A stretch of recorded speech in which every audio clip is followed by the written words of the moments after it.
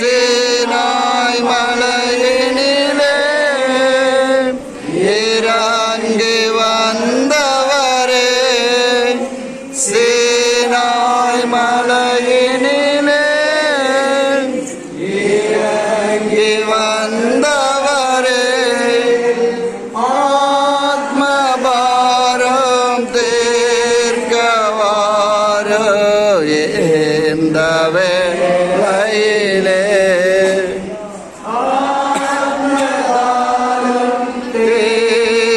தீர்க்கவாரும் இந்த வேளையிலே, ஆவியானவரே, அன்பினாவியானவரே,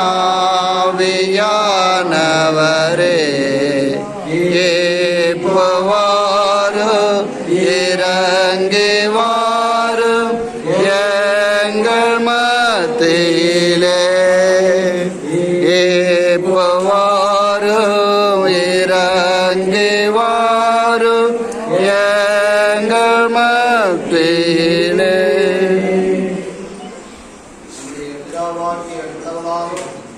ஆண்டவராகிய இயேசு கிறிஸ்துவினால் உங்களுக்கு கிருபையும் சமாதானமும் உண்டாயிருப்பதாக. ஆமென். கண்களை மூடி இறைவனுக்கு ஜெபம் செய்வோம். கர்த்தரை நான் எக்காலத்தில் ஸ்தோத்திரிப்பேன், அவர் துதி எப்பொழுதும் என் வாயில் இருக்கும் என்று சங்கீதக்காரன் சொல்வது போல, ஆண்டவரே, சுவிசேஷபுரம் ஆலயத்திலே நாங்கள் அமர்ந்து கர்த்தரை நான் எக்காலத்தில் ஸ்தோத்திரிப்பேன் என்று சொல்லத்தக்கதாக இந்த நாளிலே எங்களை கூட்டி சேர்த்திருக்கிற மாபெரும் கிருபைகளுக்காக நான் நன்றி செலுத்துகிறோம். 104 ஆண்டுகளுக்கு முன்னதாக தங்கை பூசன் நாட்டையர் இந்த இடத்தை வாங்கவும் பிரதிஷ்டை செய்யவும் இதற்கு சுவிசேஷபுரம் என்ற பெயரிடம் செய்த கிருபையை நினைத்து நான் நன்றி செலுத்துகிறோம். இந்த ஆலயம் கட்டி ஏற்புடைய 97 ஆண்டுகள் முடிந்து 98வது ஆண்டுக்குள் பிரவேசித்திருக்கிறோம். இந்த ஆலயத்தை புதுப்பித்திருக்கிறோம். ஆண்டவரே, இந்த குடியேறின திருநாளிலே நீர் எங்களோடு கூட பேச வேண்டுமா ஜெபிக்கிறோம்.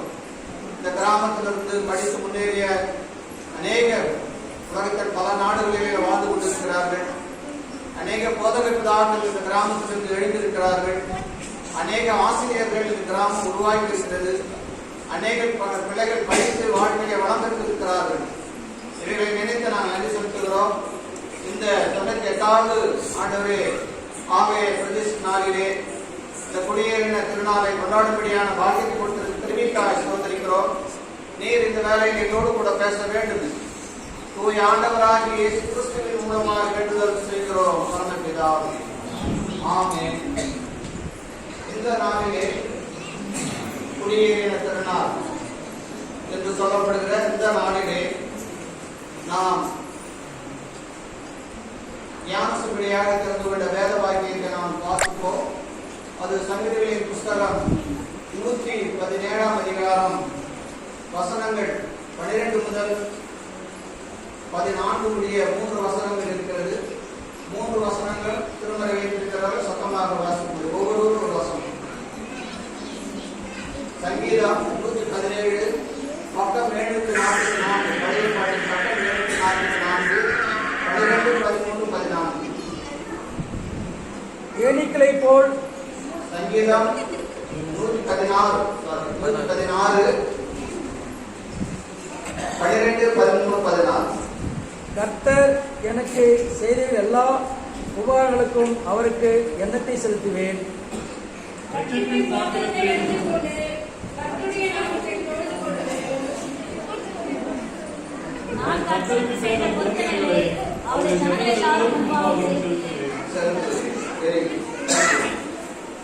கர்த்தருக்கு செய்த எல்லா உபகாரங்களுக்காகவும் அவருக்கு நான் எண்ணத்தை செலுத்துவேன். இவரை 1917ஆம் ஆண்டு சங்கை பூஷணன் நாட்டை இந்த 11 ஏக்கர் 38 சென்டை வாங்கி பலத்திலே இருந்த கிழக்குண்டூர் என்ற இடத்துல இருந்த ஒன்றாமாய்க்கு ஓரமாய் இருந்த அந்த இடத்திலிருந்து மேடான இடத்திற்கு நம்ம குடியமர்ப்பு பண்ணினார். 1917ஆம் ஆண்டு இந்த இடம் வாங்கப்பட்டது. ஏற்கனவே 11 ஏக்கர் 38 சென்ட் என்று அவருடைய குறிப்பிலேயே குறித்து வைத்திருக்கிறார். அந்த காலத்திலே எந்த விதமான வசதியும் மற்ற காலத்திலே அவர்களுக்கு கிராமத்திலே தங்கி பணி செய்தார். அவருடைய பிள்ளைகளெல்லாம் அவருடைய பேர பிள்ளைகளெல்லாம் இன்னைக்கு ஆசீர்வதிக்கப்பட்டிருக்கிற காரணம் அவர் இந்த கிராமத்திலே தங்கி பணி செய்தபடியினாலே இதிலிருந்து அநேக போதகர்களாக எழுந்திருக்கிறார்கள். உலகத்தின் பல்வேறு பகுதிகளிலே வாழ்ந்து கொண்டிருக்கிறார்கள். ஏற்கனவே ஒரு 30-35 போதகருக்கு மேலாக இந்த கிராமத்திலிருந்து உருவாகி இருக்கிறார்கள். அநேக ஆசிரியர்கள் பெற்றெடுக்கப்பட்ட ஒரு கிராமம். அநேக பிள்ளைகள் வாழ்க்கையை வளர்ந்துருவதற்கு இந்த கிராமம், இந்த ஆலயம் ஒரு சாட்சியாக இருந்தது என்று சொன்னால் அது மிகையாகாது. ஒவ்வொரு ஆண்டும் இந்த விழாவை நாம் நடத்தி கொண்டிருக்கிறோம். இங்கே சங்கே பூஷன் நாட்டினுடைய கல்லறை இருக்கிறது. அவர் இறக்கும் போது என்னை படியிலே வையுங்கள், ஆலைக்கு முன்னால் வையுங்கள், என் மீது சபையார் ஏறி போக வேண்டும் என்று சொன்ன பொழுது அங்கிருந்த சபை மக்கள் இல்லையா, உங்களை நான் வைக்க முடியாது. உயிரோடு இருக்கும்போது அவர் சொன்ன வார்த்தை, வைக்க முடியாது, நான் மரித்தால் இங்கே வையுங்கள் என்று கேட்ட பொழுது உங்களை நாங்கள் அருகில் வைக்கிறோம் என்று சொல்லி அங்கே அருகிலே வைத்திருக்கிறோம். ஒவ்வொரு ஆண்டும் அதை நினைத்து நாம் நன்றி செலுத்துகிறோம். அவருடைய பேர பிள்ளைகளெல்லாம் இன்றைக்கு வந்திருக்கிறார். சாம்சன் அவருடைய துணைவியார், அவருடைய மகள், ஒரே மகள் காலிட் ஜெயம் என்ற அவருடைய தந்தையார் ஒவ்வொரு ஆண்டும் ஜனவரி மாதம் 15ஆம் தேதி எங்கிருந்தாலும் அவர் வந்து விடுவார். இந்த ஊரிலே நான் போதகராக பணியாற்றின காலத்திலிருந்து ஏற்கனவே 30 ஆண்டுகளாக ஒவ்வொரு ஆண்டும் வருவார். அவருடைய உறவினர்களெல்லாம் அவர் அறிவிப்பார். ஒரே கூட்டமாக இருக்கும், பிரதான கூட்டம். சென்ற ஆண்டிலே நாளிலே அந்த பேராயர்கள் வந்து கலந்து கொண்டு அந்த விழாவை சிறப்பித்தார்கள். இந்த புற்றுநோய் காலத்தில் அவரால் வர முடியவில்லை. என்றாலும் அவரிடத்திலே நான் பேசினேன், என்னுடைய ஜபமும் ஆசீர்வாதம் இருக்குமானால் நாங்கள் அந்த ஆராதனை நடத்திக் கொள்கிறோம் என்று சொன்னபோது சந்தோஷப்பட்டார். எனவே இந்த ஒருவேளை இந்த இடம் வாங்கி 104 ஆண்டுகள் ஒருவேளை மிஷினரிமார்கள் அந்த காலத்திலே வாழ்ந்த போதகப்பிதாக்கள் தங்களை ஒப்படைத்து ஜெபித்து ஆரம்பித்தபடியினாலே இன்னைக்கு அநேகர் ஆசீர்வதிக்கப்பட்டிருக்கிறார்கள். அவர்கள் அந்த நாளிலே கிறிஸ்தவர்கள் என்று, இந்துக்கள் என்று எந்த விதமான வேறுபாடும் இன்றி அங்கே மதத்தில் இருந்த அனைத்து மக்களுக்கும் இடத்தை பிரித்து கொடுத்தார். குறிப்பாக இந்து மக்களை ஆலயத்தின் அருகிலே அமர செய்திருக்கிறார். என்னுடைய வீடெல்லாம் கடைசி தெருவிலே இருக்கிறது. ஒருவேளை இந்த ஊரில் 4 தெருக்கள் இருக்கிறது. பென்சிலோ street, Anderson street, Locke street, Bush street. இந்த 4 பெரிய பெரிய பேராயருடைய பெயர்களை அவர்கள் வைத்தார். நாங்கள் பூஷன் மாட்டேன் என்னுடைய தகவல் சொல்லுகின்ற போது இந்த 12 ஏக்கரை சுற்றி வரும்போது அழுது கொண்டு ஜெபித்து கொண்டு வருவார். அழுது ஜெபிப்பார். இந்த பட்டணமாக வேண்டும், இந்த கிராமம் குக்கிராமம் பட்டணமாக வேண்டும், பட்டணமாக செழிக்க வேண்டும், தேசம் டென்மார்க்கே என்னை தேடும் திருவிளக்கே, தேசம் டென்மார்க்கே என்னை தேடும் திருவிளக்கே என்று சொல்லி பாடல்களில் பாடுவார்கள். ஏனென்றால் டென்மார்க் தேச பக்தர்கள் தான் அன்றைக்கு அந்த காணிக்கை கொடுத்தார். இந்த இடம் வாங்குவதற்கு அன்றைய நாளிலே 1917ஆம் ஆண்டிலே 3100 ரூபாய் கொடுத்து இந்த இடம் வாங்கப்பட்டது. 12 ஏக்கர். அதனால் அவரை பாட்டை அமைத்து தேச டென்மார்க்கே என்னை தேடும் திருவிளக்கே என்று அவர் அன்றைக்கு இந்த இடம் வாங்கினதெல்லாம் இன்றைக்கு அநேக பேர், அநேக குடும்பங்கள் செழித்து வளர்ந்திருக்கிறது, ஆசீர்வதிக்கப்பட்டிருக்கிறது. இங்கே சங்கீதக்காரர் சொல்கிறார், கர்த்தருக்கு நான் என்னத்தை செலுத்துவேன், கர்த்தர் எனக்கு செய்த எல்லா உபகாரங்களுக்காகவும் அவருக்கு என்னத்தை செலுத்துவேன், அவருக்கு என்ன செய்ய முடியும், ஆண்டவர் செய்த எல்லா உபகாரங்களுக்காகவும் எல்லா விதமான ஆசீர்வாதங்களுக்காகவும் நான் என்னத்தை செலுத்துவேன், ரட்சிப்பின் பாத்திரத்தை எடுத்துக்கொண்டு கர்த்தருடைய நாமத்தை தொழுது கொள்வேன். கர்த்தருக்கு நாம் செலுத்துகின்ற காணிக்கை என்ன என்றால், ஒவ்வொரு ஞாயிற்றுக்கிழமையும் மழை பெய்தாலும் பெய்யாவிட்டாலும், சுகமாய் இருந்தாலும் சுகம் பெற்றிருந்தாலும், பாம்பேல இருந்தாலும் கிராமத்திலே வாழ்ந்தாலும் எங்கிருந்தாலும் கர்த்தரை நான் ஸ்தோத்தரிப்பேன். கர்த்தருடைய ரட்சிப்பின் பாத்திரத்தை எடுத்துக்கொண்டு கர்த்தருடைய நாமத்தை தொழுது கொள்வேன் என்று சங்கீதக்காரர் சொல்வது போல ஒவ்வொரு ஞாயிற்றுக்கிழமையும் நாம் ஆலயத்திற்கு வர வேண்டும், அவரை தொழுது கொள்ள வேண்டும். அது மட்டுமல்ல, நாம் கர்த்தருக்கு செய்த பொருத்தனைகளை அவருடைய ஜனங்களுக்கு முன்பாக செலுத்துவேன். இந்த ஆலயத்திலே ஏறெடுக்கின்ற ஜபங்கள் இங்கே செய்யப்படுகிற பொருத்தனைகள் அநேக ஆசீர்வாதத்தை கொடுத்திருக்கிறது. இங்கே முழங்கால் படியிட்டு கிறிஸ்துமஸ் காலங்களிலே, புத்தாண்டு காலங்களிலே மக்கள் அங்கிருந்து மெழுகுவர்த்தி ஏற்றுக்கொண்டு உள்ளே வருவார்கள். இங்கே வந்து ஜெபிப்பார்கள். தன்னுடைய பிள்ளைகளுக்காக, தன்னுடைய பேர குழந்தைகளுக்காக, தன்னுடைய சந்ததிக்காக அவர் ஜெபித்ததனாலே இதற்கெல்லாம் நாங்கள் ஆசீர்வதிக்கப்பட்டிருக்கிறோம். அப்படிப்பட்ட ஜெபம் இந்த ஆலயம் ஒரு புத்துணர்வு கொடுக்கின்ற ஆலயம், ஒரு எழுச்சியை கொடுக்கின்ற ஆலயம், ஒரு ஆசீர்வதிக்கப்பட்ட ஆலயம். இந்த ஆலயத்தை ஜெபிக்கின்ற ஏறெடுக்கின்ற ஜெபங்கள் எல்லாம் வீணாக போவார் என்றால், நான் கர்த்தருக்கு செய்த பொருத்தனைகளை அவருடைய ஜனங்கள் எல்லாருக்கும் முன்பாக செலுத்துவேன் என்று சங்கீதக்காரர் சொல்வது போல ஒருவேளை இந்த ஆண்டு எப்படி இருக்குமோ என்று நம்மால் கணிக்கிட முடியாது. 2020ஆம் ஆண்டில் வாழ்ந்த அநேகர் மறித்திருக்கிறார்கள். கொரோனா என்ற வியாதி உலக நாடுகள் அனைத்திலும் எனக்குரிய கிறிஸ்தவ மதத்தை அழித்துவிட வேண்டும் என்று கங்கணம் பெற்றாங்க. அழிக்க முடியாது. 120 நாடுகள் இருக்கு. ஏசாமி பிறந்தது பெத்லகேம் ஒரு மாட்டு தொழுவத்தில் பிறந்து 33 ஆண்டுகள் தான் வாழ்ந்தார். 3 கிலோமீட்டர் தூரம் தான் கடந்து சென்றார். அப்பெல்லாம் பஸ் வசதி, முதலாம் நூற்றாண்டு ரயில் வசதி கிடையாது. அவர் நடந்து சென்ற தூரமே 3 கிலோமீட்டர் தூரம் தான். 3 ஆண்டுகள் தான் ஊழியம் செய்தார். 30 ஆண்டுகளுக்கு வெவ்வேறு கடையில் நடந்தார். 3 ஆண்டுகள் வாழ்ந்த ஆண்டவர் இன்றைக்கு உலக நாடுகள் முழுவதிலும் எனக்கு 170 நாடுகளுக்கு மேலாக கிறிஸ்தவம் பரவி இருக்கிறது. அதை யாராலும் அவ்வளவு லகுவாக அழித்து விட முடியாது. ஏனென்றால் நான் நேற்றும் இன்று என்றும் மாறாது இருக்கிறேன். நேற்று இருந்த ஆண்டவர் இன்று இருக்கிறார், நாளே இருக்கிறார். எனவே அவர் நேற்றும் என்றும் மாறாத ஆண்டவராக இருக்கிறார். ஒருவேளை இந்த 2020 அநேக பேரிழப்புகளை நாம் சந்தித்திருக்கிறோம். அந்த உறவினர்களை நாம் நினைத்திருக்கிறோம். எத்தனை போதகர்கள் இறந்திருக்கிறார்கள். அமெரிக்க தேசத்திலே முதலாவதாக பல லட்சக்கணக்கான மக்கள் இந்த கொரோனா வியாதியிலே இந்த வியாதியிலே இறந்திருக்கிறார்கள். ஏன் இந்த ஆண்டிலே சென்ற ஆண்டிலே அப்படிப்பட்ட அழிவு வந்தது என்று நாம் சற்று சிந்திக்க அழைக்கப்படுகிறோம். ஏன் இப்படிப்பட்ட அழிவு? கடவுள் உலகத்தை படைத்த போது நோவா காலத்தில் அழிச்சார். ஏன் அழிச்சார் பார்த்தீங்களா? பாவம் பெருகியது. நோவா மக்கள் பாவம் பெருகியது. அக்கிரமம், அநியாயம், விபச்சாரம், வேசித்தனம், குடி இதையெல்லாம் நோவா காலத்தில் கடவுள் ஆதாம் ஏவாளை படைத்து ஜனம் பெருகிக்கொண்டே வந்தது. உலகத்தில் ஜனம் பெருகிக்கொண்டே வந்தது. நோவா காலத்தில் என்ன பண்ணாரு?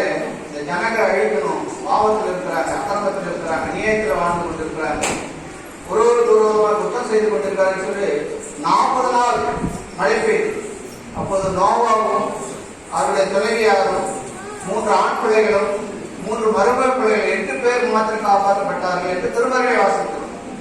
ஆதியாகமத்திலே வாசிக்கிற போது நோவாவும் அவருடைய துணைவியாரும் 3 பிள்ளைகளும் மருமகள் 8 பேர் மாத்திரம் காப்பாற்றப்பட்டார்கள். 40 நாள் மழை பெய்து.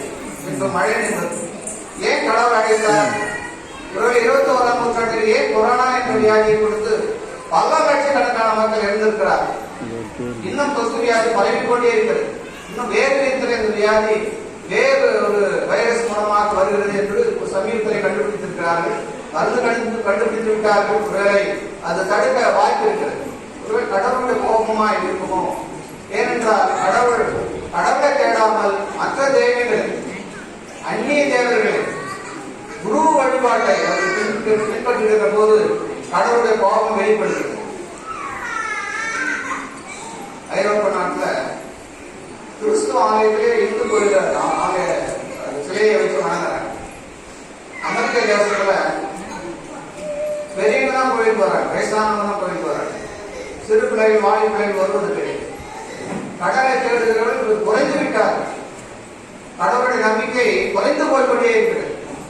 ஏனென்றால் நவீன உலகம் எவ்வளவாய் முன்னேற்றம் பெறுகிறதோ அவ்வளவாய் மக்கள் கடவுளை கடந்து விடுகிறார்கள். கடவுளை புறக்கணிக்கிறார்கள். ஆலயத்தை தேடுவதையும், ஆலயத்தை நேசிப்பதையும், கடவுளுடைய வார்த்தை கேட்பதையும் குறைத்துக் கொண்டு இருப்பதனாலே கடவுள் கோபமா இருக்குமோ என்ற எண்ணம் ஏற்படுகிறது. இந்த 2021ஆம் ஆண்டு எப்படி இருக்கும் என்று நம்மால் கணிக்க முடியாது. சோதிடர்கள் சொல்வார்கள், பெரிய பெரிய தீர்க்கதரிசிகள் எல்லாம் சொல்கிறார்கள், இந்த ஆண்டு இப்படி இருக்கும், அப்படி இருக்கு, செழிப்பா இருக்கும். போன ஆண்டுல நிறைய பேர் சொன்னாங்க. நான் எதுவும் நிறைவேற சோதிடர்கள்லாம் பொய்யாய் போய்விட்டது. ஆனால் கர்த்தருடைய வார்த்தை நம்புகிறவர்கள், கர்த்தருடைய பிள்ளைகளாக இருக்கிறவர்களுக்கு ஒரு குறையும் உண்டாது, ஒரு குறையும் ஏற்படாது. சிங்கக்குட்டிகள் காட்டு சென்று பட்டினியாக இருக்கும், கர்த்தரை தேடுகிறவர்களுக்கோ ஒரு நன்மையும் குறைவு, ஒரு நன்மையும் குறைபடாது. சிங்கக்குட்டிகள், சிங்கம் வந்து காட்டுக்கு ராஜா, அரசன். அந்த சிங்கமே காட்சி எடுத்து பட்டினியா இருக்கும், உணவு கிடைக்காமல் பட்டினியா இருந்தாலும் இருந்துடும். அந்த அரசன் காட்டுக்கு ராஜா என்று சொல்றது சிங்கம் காட்சி எடுத்து பட்டினியா இருக்கும். ஆனால் கர்த்தரை தேடுகிறவர்களுக்கு ஒரு நன்மையும் குறைபடாது. கர்த்தரை நம்பி ஆலயத்தில் வருகிறவர்கள், ஜெபிக்கிறவர்கள், கர்த்தருக்கு பயந்து வாழ்கிற வாழ்க்கை, கர்த்தருக்கு உண்மையாக வாழ்கின்ற வாழ்க்கை, கர்த்தருக்கு காணிக்கை கொடுக்கின்ற வாழ்க்கை, கர்த்தருக்கு தனியே அர்ப்பணித்து வாழ்கின்ற வாழ்க்கை, மீட்புகள் தாழ்ச்சியத்தை பற்றியா இருக்க நம்ம கர்த்தரை தேடுவதற்கு ஒரு நன்மையை குறைபட. கடவுளை தேடுகின்றவர்களுக்கு எல்லா விதமான ஆசீர்வாதத்தை கடவுள் வானத்திலிருந்து, வானத்தின் பலகைகளை தந்து பூமி கொள்ளாமல் உன்னை ஆசீர்வதிப்பேன், கிடைக்கிற மேற்கில் உன்னை நான் தெரிந்து கொண்டேன், உன்னை பேச்சோடு அழைத்தேன் என்று சொல்கிறார். நீ தாயின் கற்பத்தில் உருவாகும்போதே உன்னை அறிந்திருக்கிறேன், உன்னை நான் பேச்சோடு அழைக்கிறேன் என்று ஆண்டவர் சொல்கிறார். பல தீர்க்கதரிசிகளை பழைய ஏற்பாட்டிலே பார்க்கிறோம். அநேக தீர்க்கதரிசிகள், அநேக ராஜாக்கள், அநேகரை கடவுள் எழுந்திருக்கிறார். என்ன, அவர்களை தாய் கற்பத்தில் உருவாகும் போதே அறிந்திருக்கிறார். நம்மையும் அப்படி ஆண்டவர் அழைந்திருக்கிறார். ஒருவேளை இந்த ஆண்டு எப்படி இருக்குமோ என்று சிந்திக்கின்ற வேலையிலே எரேமியா தீர்க்கதரிசி ஒரு வார்த்தை சொல்கிறார். யாராவது எடுத்து கொஞ்சம் வாசிங்க. எரேமியா தீர்க்கதரிசி புத்தகம் 30ஆம் அதிகாரம் 17ஆம் வசனம். எரேமியா 30ஆம் அதிகாரம்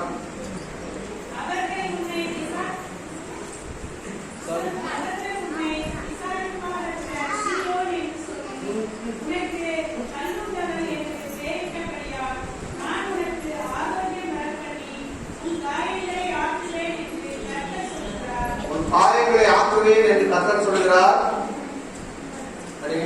மேலும் படிங்க. கர்த்தர் சொல்லுகிறது என்னவென்றால், யாக்கோபின் கூடாரங்களின் சிறையிருப்பை திருப்பி அவர் வாசல்களுக்கு இறக்க செய்வேன்.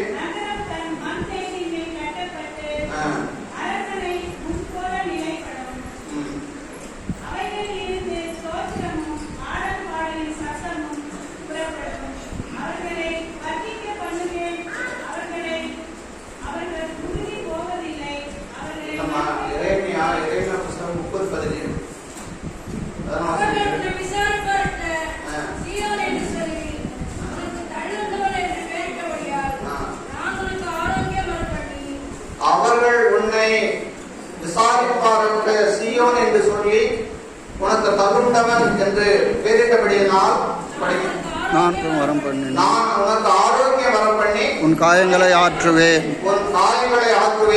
என்று கர்த்தர் சொல்லுகிறார். ஆமா, உனக்கு ஆரோக்கியம் வரம் பண்ணி உன் காயங்களை ஆற்றுவேன்.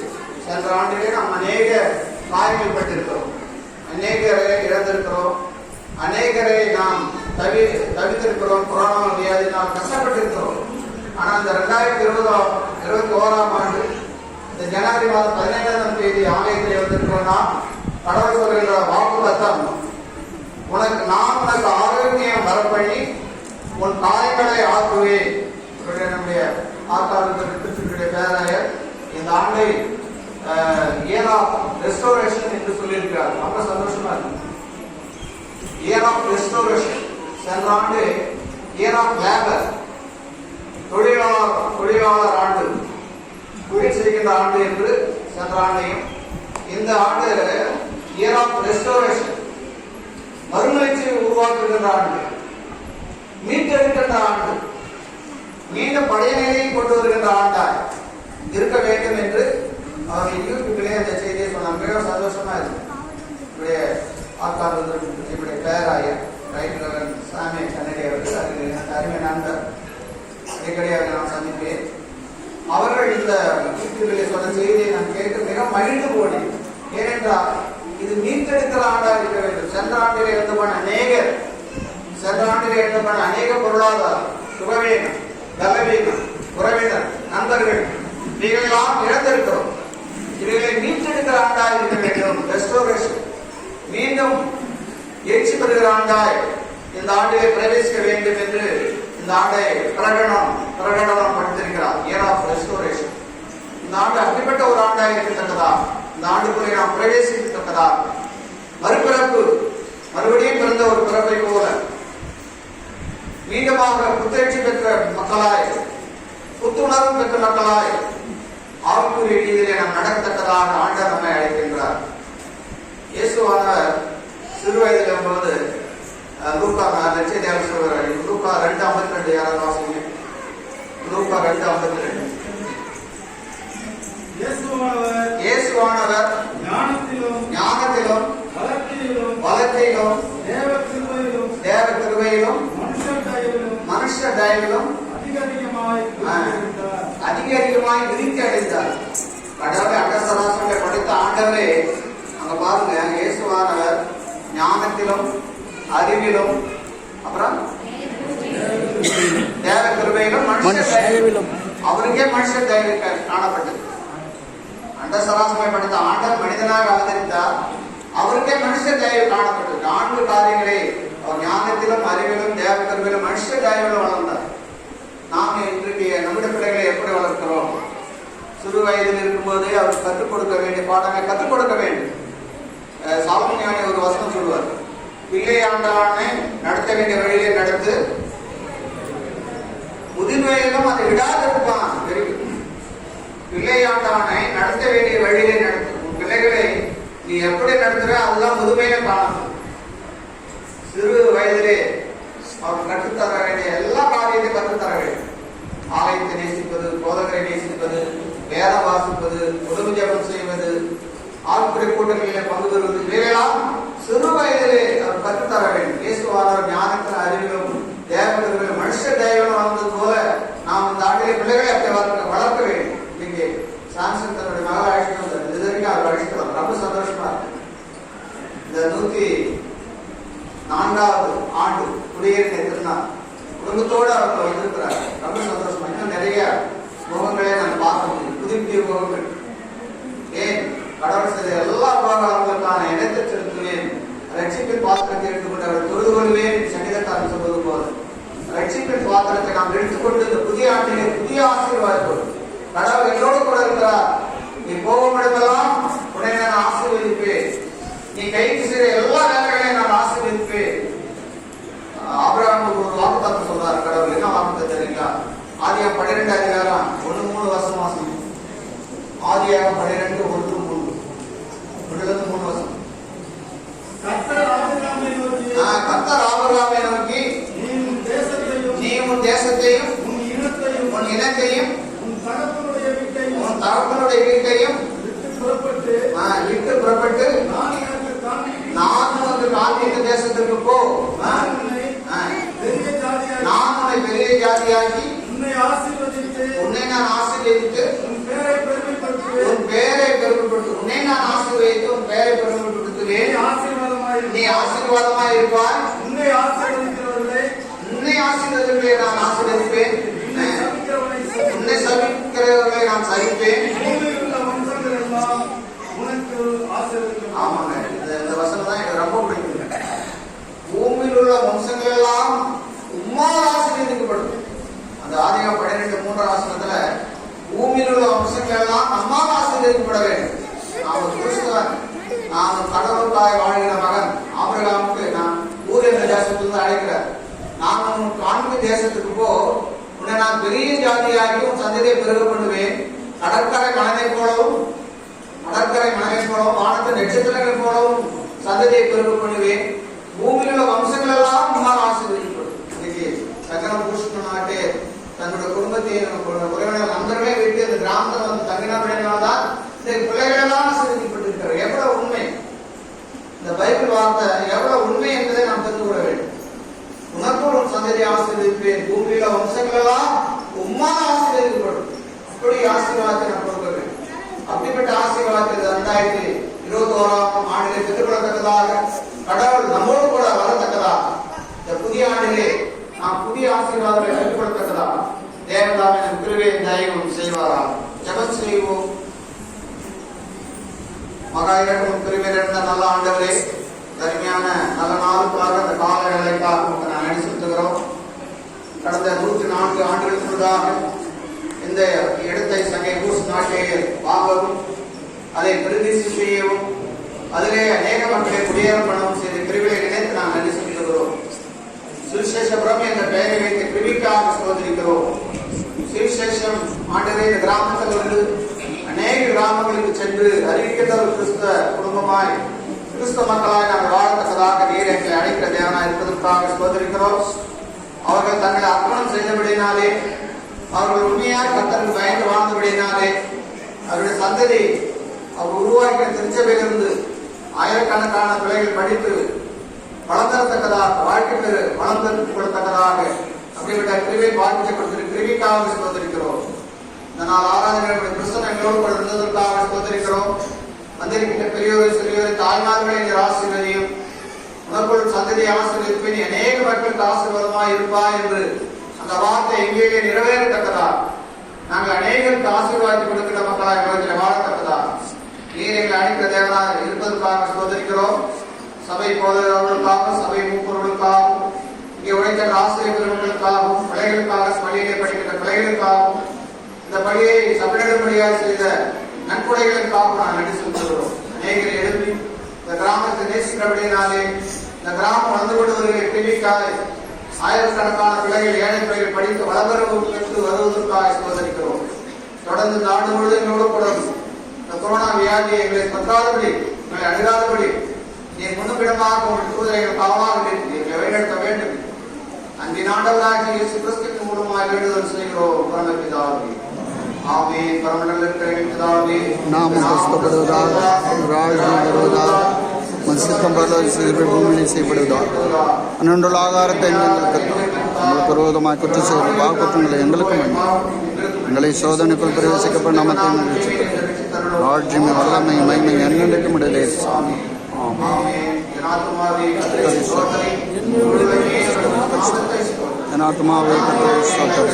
கர்த்தர் செய்த செயல்கள்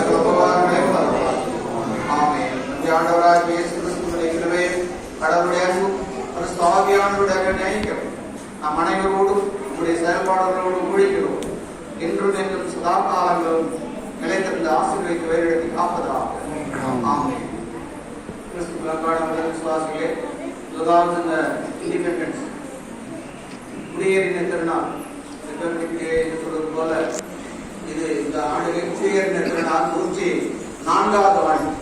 இந்த இடம் வாங்கி 104 ஆண்டுகள், 103 முடிந்து 104வது ஆண்டுக்கு பிரவேசிக்கிறோம். எனவே இந்த நாளிலே பக்கத்தில் இருக்கிறவங்களுக்கு ஹாப்பி குடியேறின திருநாள் என்னன்னு சொல்லலாம். ஹாப்பி பக்கத்தில் சொல்லுங்க. ஹாப்பி குடியேறின திருநாள். சத்தமா சந்தோஷமா சொல்லுங்க, சோகமா சொல்றீங்க, மகிழ்ச்சியா சொல்லுங்க. தேங்க்யூ. ஹாப்பி குடியேறின திருநாள். எல்லாம் சொல்லுங்க, எல்லாம் சோகமா சொல்றீங்க. ஹாப்பி குடியேறின திருநாள். ஹாப்பி குடியேற்ற திருநாள்.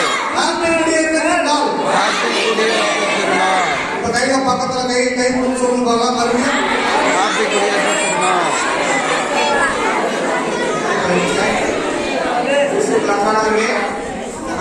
பார்ப்பது மிகவும் மகிழ்ச்சியாக இருக்கிறது. உங்களுடைய போதகர் ஐயா 2 நாளைக்கு முன்னாடியே ஃபோன் பண்ணி, ஐயா சந்தேகத்தினால வந்துருங்க, நானும் எல்லாரும் முடிஞ்சவர்களுக்கு ஒவ்வொரு ஆண்டும் நோட்டீஸ் அடிச்சு எல்லாரும் இன்விடேஷன் கொடுக்கும். இந்த கொரோனா பீரியட்ன்றதுனால நிறைய பேர் இன்வைட் பண்ண முடியும், சொல்ல முடியும். ஏனென்றா வெகு தொலைவிலிருந்து வர வேண்டும். அவர்கள் வந்து இங்கே திரும்பி போவது கடினமான ஒரு காரியம். இருந்தாலும் ஒரு சிலருக்கு நான் ஃபோன் செய்து சொன்னேன். அண்ணன் சுந்தர் அவர்களும் ஒரு சிலருக்கு சொன்னார்கள். எனவே இந்த நாளிலே அந்த உங்கள் அனைவருக்கும் ஒருவேளை திருச்சபை பிறந்து வளர்ந்தபடினாலே, இந்த சூசைபுரம் பெற்றெடுத்த மகன் என்றபடினாலே உங்களுக்கு குடியேறின திருநாளை நல்வாழ்வுகளே அந்தனையும் உங்களுடைய போதவரை சபை கொடுத்து நான் தெரிவித்துள்ளேன். நன்றி, வணக்கம். கிறிஸ்துவுக்குள் பிரியமான கடவுள் ஜனமே, மீண்டும் கடவுளுக்கு நன்றி.